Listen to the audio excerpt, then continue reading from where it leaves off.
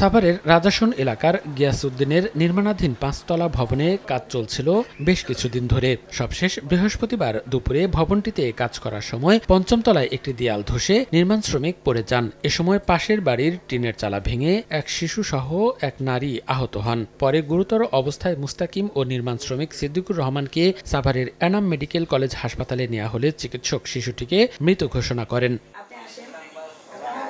ঘটনার পর থেকেই গা ঢাকা দিয়েছেন ভবন মালিক গিয়াসউদ্দিন। আর পুলিশ ক্যামেরার সামনে কথা বলতে রাজি না হলেও অভিযোগ পেলে ব্যবস্থা নেওয়ার আশ্বাস দিয়েছে। আমার আর কোনো ধন নাই, এই একটাই 22 বছর পর দিছে। এর গাবিলিতে কারণে ওয়াল ভেঙে পড়ে গেছে। যদি আছে কিছু দিয়ে দেখতো, বাচ্চাটা মরে না আর মানুষের ক্ষতি হয় না। গাতনি মাতনি কইরা মনে করেন 2 তলা 3 তলা যখন করছে, করার পর থেকে আমগো বাড়িতে টিন পরে, ইটা পরে, কাঠ পরে, তো এগুলি না মনে করেন এগারো কয়েকবার কইছি, পরে এরা মনে করেন গ্যারাজ্য করে না। ওরা বলছে যে আমরা এই এলাকার রাজা, ঠিক আছে, পুলিশ প্রশাসন আমগো কাছে কিছুই না। 2 দিন আগেও সাভারের বিরুলিয়ার দত্তপাড়া এলাকায় নিরাপত্তা ব্যবস্থা না থাকায় নির্মাণাধীন 6তলা ভবনের ছাদ থেকে পড়ে মারা যান নির্মাণ শ্রমিক।